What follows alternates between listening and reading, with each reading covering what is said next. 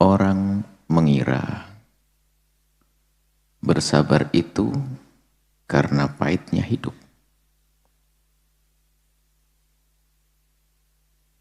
Orang mengira bersabar itu karena pahitnya hidup.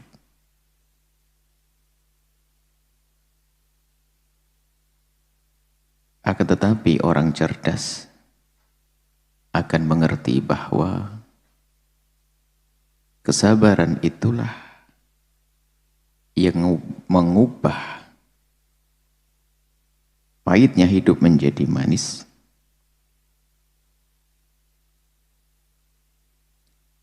Kebencian menjadi cinta. Dan menjadikan cinta semakin kuat.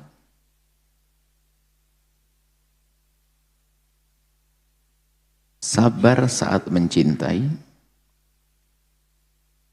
dan sabar saat membenci adalah keindahan. Orang mengira bahwa sabar itu karena pahitnya hidup. Sehingga kalau orang menemukan kepahitan dalam hidupnya, kemudian dia harus bersabar dengan pahitnya hidup. Akan tapi tidak seperti itu. Jika orang mempunyai sifat sabar kelas tinggi, sabar syar'i, sabar yang benar, maka dia tidak akan menemukan pahit di dalam hidup. Bukan hidup terasa pahit baru dibandingkan dengan kesabaran, tidak. Maka dia hampir tidak menemukan pahitnya hidup. Karena sabar sudah menjadi sifat yang melekat kepadanya. Tidak ada istilah berkeluh kesah. Apalagi tidak menerima kepada apa yang Allah perlakukan kepadanya. Dari nasib, misalnya kefakiran, sakit, dan sebagainya. Dia seorang penyabar diberi oleh Allah sakit, maka tidak akan merubah keimanannya, keistiqomahannya, kebaikannya. Karena memang di dalam dirinya ada kesabaran. Sakit tidak pahit yang harus dimaniskan dengan kesabaran. Akan tapi dia sudah punya kesabaran. Sehingga pahit tidak pernah dirasakan. Inilah pangkat tinggi. Dan Allah bersama orang sabar. Kalau sudah Allah bersama orang sabar, mana ada luka? Mana ada kesusahan yang sesungguhnya? Itu dia si fakir. Yang gaji sehari untuk makan sehari bahkan sering kurang. Akan tapi lihat, Candaria.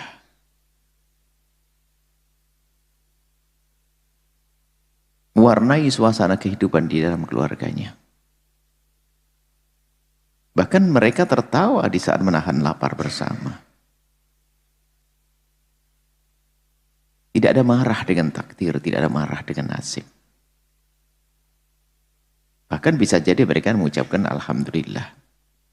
Karena sudah kelas tinggi tingkat kesabarannya. Dalam segala hal, termasuk si sakit. Suatu ketika ditemukan ada salah satu orang pada zaman tabi'in. Ada satu orang itu diuji oleh Allah dengan bermacam penyakit zahir. Karena dia kena lepra, tangannya sudah terputus-putus, kakinya juga demikian. Dipenuhi dengan koreng seluruh badannya. Tapi mulutnya masih bergerak.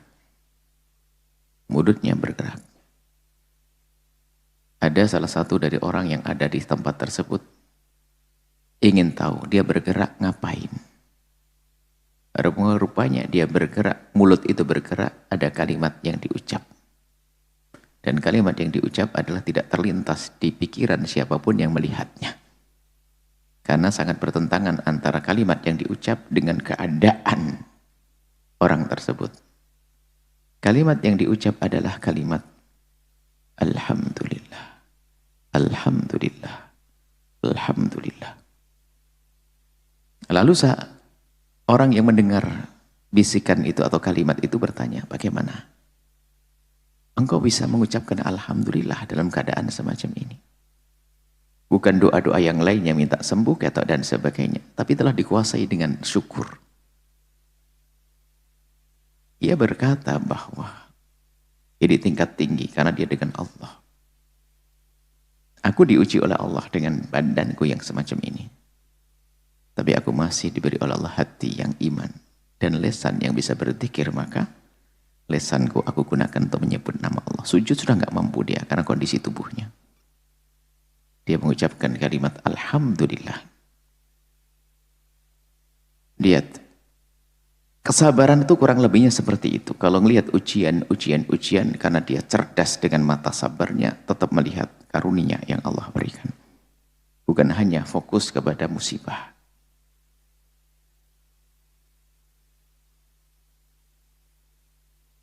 Tapi di saat kecerdasan akan musibah karena tidak sabar tadi, itu hilang. Seorang mempunyai 16 perusahaan raksasa. Kebakaran 4, kebakaran 6, stres masuk rumah sakit. Padahal masih ada berapa? 10. 10 itu menjadi masuk orang kaya raya di tempat tersebut. Kenapa seperti itu? Karena dia tidak bisa melihat karunia yang Allah berikan. Dia tidak sabar. Sementara orang dalam keadaan diuji oleh Allah dengan ujian seperti apapun, masih tampak karunia yang Allah berikan, yang bisa dijadikan dasar untuk bersyukur, sehingga melupakan dengan musibah yang Allah timpakan kepadanya. Akan tapi orang cerdas akan mengerti bahwa kesabaran itulah sabar di dalam diri. Makanya yang perlu kita belajar ilmu sabar.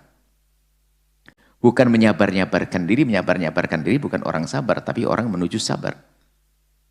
Sehingga yang namanya sabar itu fisudmatil ula. Orang sabar itu di dalam kejadian pertama, memang sudah enggak bergeming dengan musibah, biasa saja, itu sabar. Tapi ya mungkin nanti ada orang yang berusaha menuju kesabaran, setelah diuji, enggak kuat, tapi berusaha.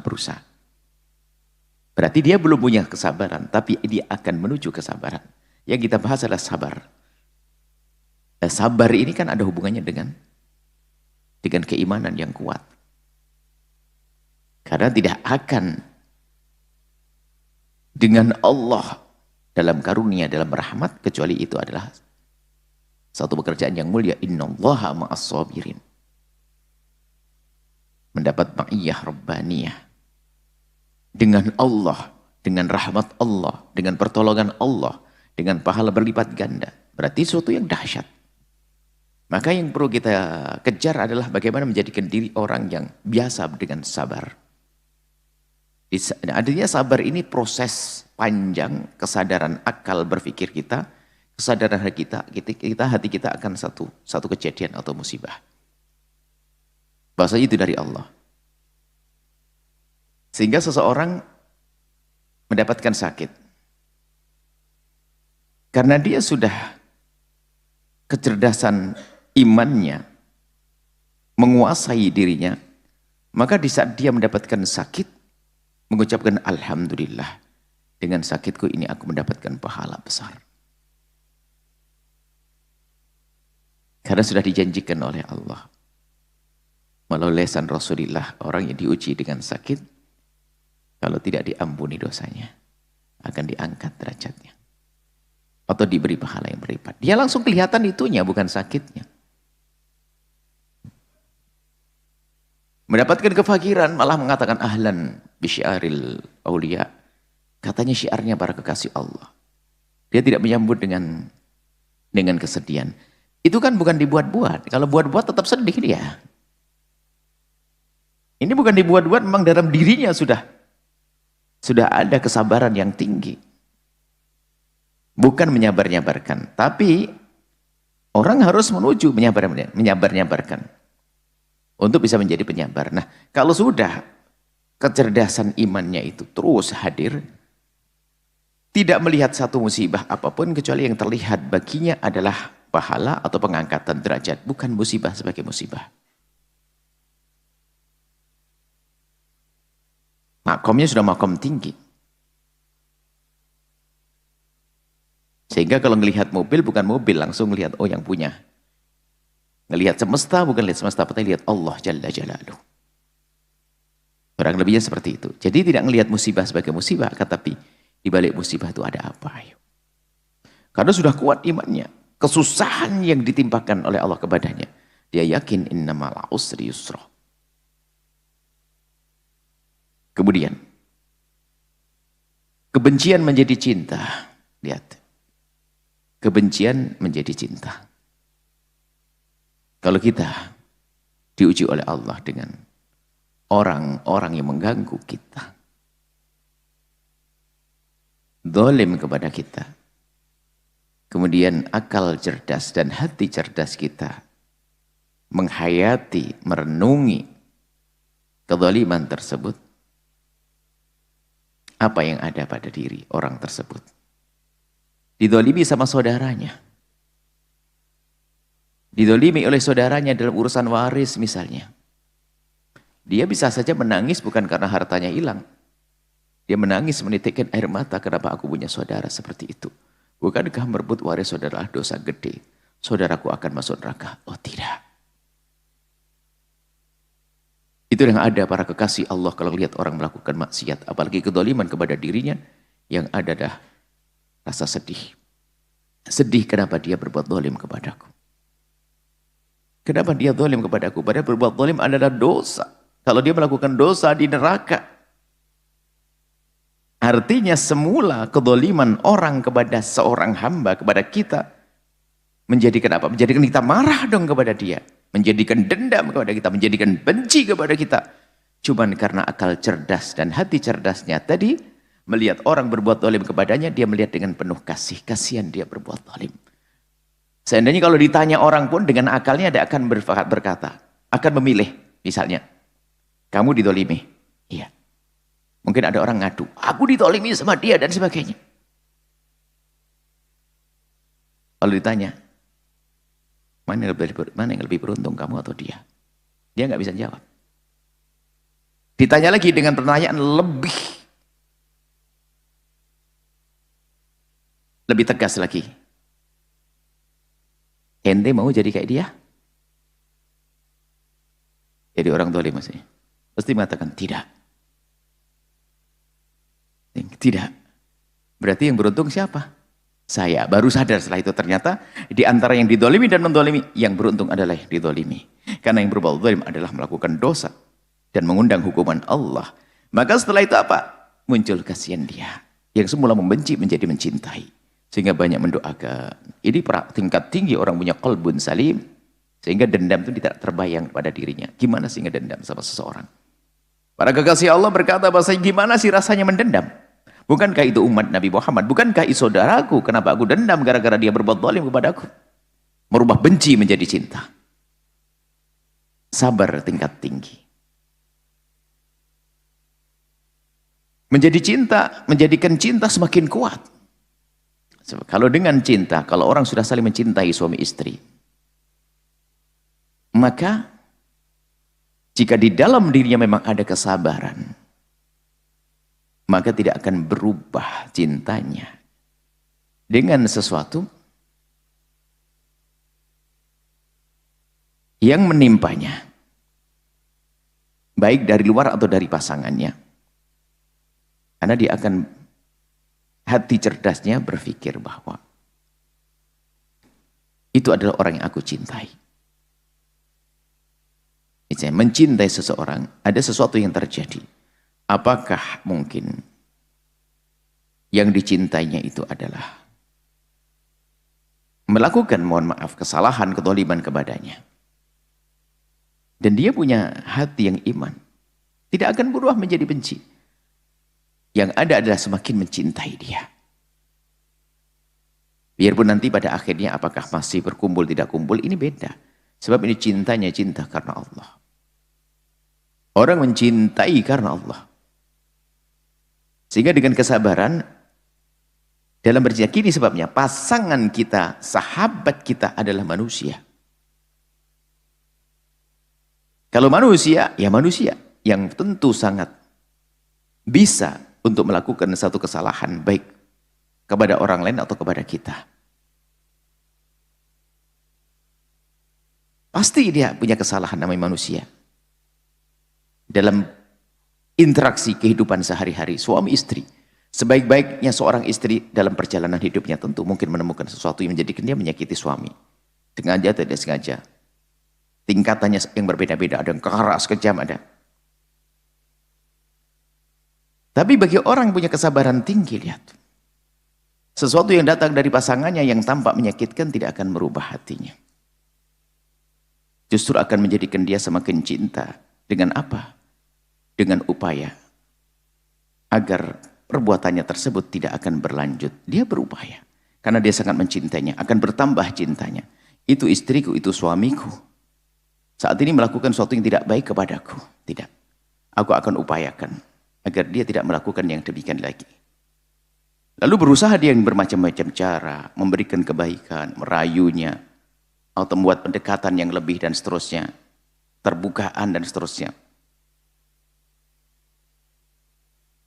Jadi semakin mencintai, nggak berubah, nggak gampang berubah cinta menjadi benci. Dan cinta sejati karena Allah tidak akan hilang. Dalam inspirasi cinta kita sebutkan bahwasanya cinta itu tidak akan hilang jika karena Allah. Yang beda adalah bentuk mencintainya saja kadang berubah. Yang sesaat mencintainya seorang ayah kepada anak dengan membelai, tapi kadang suatu ketika harus menyentil telinganya. Karena itu cinta, bentuknya saja yang berbeda. Tapi cinta nggak akan berubah. Kalau cinta sejati karena Allah. Coba, pernah ayahmu marah kepadamu? Pernah. Apakah itu benci? Tidak. Padahal antara pelukannya dan usapan tangannya, kelembutannya dengan marahnya adalah sama makna daripada arti cinta. Bentuknya saja yang berbeda. Tapi cinta tetap ada. Sabar saat mencintai, ini penting. Kalau kita mencintai seseorang harus meningkatkan kesabaran kita. Kalau kita mencintai seseorang dengan kesabaran, kita punya jiwa sabar, maka aman dong. Karena manusia pasangan kita tidak mencintai seorang nabi, ya jelas wajib mencintai nabi. Kalau mencintai nabi aman, tidak akan punya salah dan dosa kepada kita. Tapi yang kita cintai adalah orang yang sama dengan kita yang mungkin punya kesalahan, yang sangat mungkin. Nah kalau kita tidak punya ilmu kebalnya dengan kesabaran, kan bahaya sekali. Makanya menumbuhkan kesabaran itu penting di saat kita bercinta dengan orang yang kita cintai, pasangan kita. Maka aman ini cinta. Menjadikan indah. Dan saat membenci, sabar saat mencintai, bukan sabar sangat mencintai, dan sabar saat membenci, bukan dibenci ya. Saat membenci, bukan dibenci. Ada orang mungkin, kenapa kok membenci? Kenapa kok membenci? Kok tidak dibenci? Nah, gambarannya pendendam nih, kita dibenci sama orang lalu meningkatkan sabar, bukan itu, kita bahas itu. Akan tapi kita manusia, kadang ada muncul kebencian di dalam diri kita kepada seseorang yang berbuat zalim pada kita. Kita bersabar untuk tidak melampiaskan dendam kita, kita tahan. Wal kadhiminal ghaidha wal 'afina 'anil nasi wallahu yuhibbul muhsinin. Maka yang semula benci, kita membenci seseorang karena perilakunya, aku lawan dia. Dengan kadhiminal ghaidha, dengan kesabaran di dalam diriku, aku tidak boleh membalas. Justru aku akan kirim hadiah kepadanya. Aku panjatkan doa. Maka setelah itu hasilnya apa? Indah. Dia tidak menjadi orang yang mudah sakit hatinya. Menjadi orang hebat. Punya qalbun salim, hati yang bersih. Inilah yang bisa kami hadirkan pada kesempatan ini. Begitu pentingnya suburkan kesabaran di dalam diri kita. Subur, sabar itulah yang menjadikan indah. Sabar itu yang menjadikan cinta semakin kuat. Sabar yang memangkas kebencian pada akhirnya. Orang mengira bersabar itu karena pahitnya hidup. Akan tapi orang cerdas akan mengerti bahwa kesabaran itulah yang akan mengubah pahitnya hidup menjadi manis. Kebencian menjadi cinta.